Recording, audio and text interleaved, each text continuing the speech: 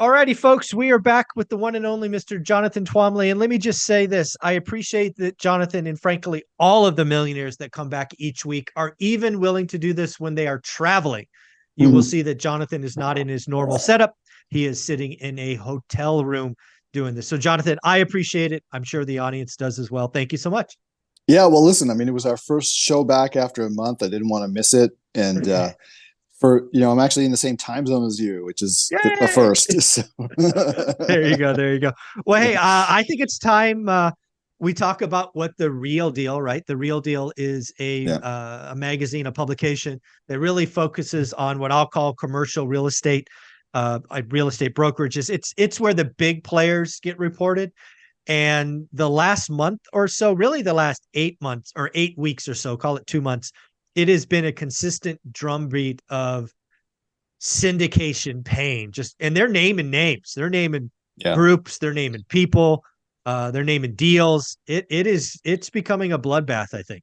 Not only are they naming people, but they're making funny little cartoons of them, which I think is like really Yeah, just almost like the worst part of it. Like, yeah, people are getting into the real deal for the wrong reason. And a lot of these folks are people that I've known for years, who like started around the same time as me or even later than me, grew much faster than me, and had me always scratching my head because I was like, they keep on telling me they're finding all these great deals and I can't find anything that pencils out. Like, am I the idiot?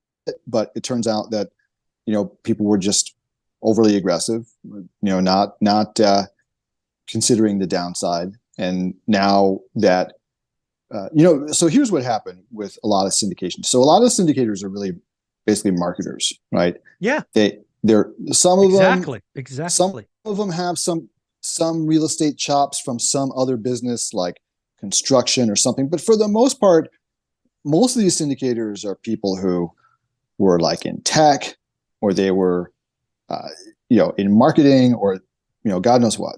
And they came into the market at a time when there was just easy access to capital, and you had people who, lots of LPs who wanted to invest.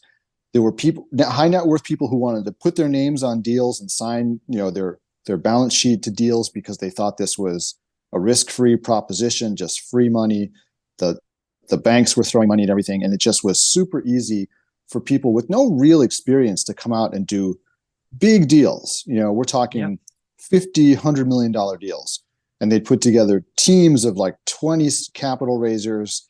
And, there's a whole bunch of like SEC issues around that. But, everybody kind of, the good times were good and everybody was making money. And everybody looked good because the market was so hot that typically what people were doing was buying a deal, renovating a few units, and turning around and saying, this is a proven value add. Look, we got these big rent bumps for this renovation. Now it's your turn, except, by the way, pay us the post renovation value of the property, and then go do the renovation yourself. yeah, Right. yeah, So yeah, that's yeah. kind of how the definition of value add changed. Essentially, what happened was people set themselves up with these deals. Cap rates got so low that people set them up in a situation where, really, if we called it being priced to perfection, these deals, meaning that if anything went wrong, then these deals were going to be in serious trouble. But nobody really wanted to think about that possibility. And if you ever mentioned it, you got a whole bunch of abuse and were told Mhm. that you didn't know what you're talking about.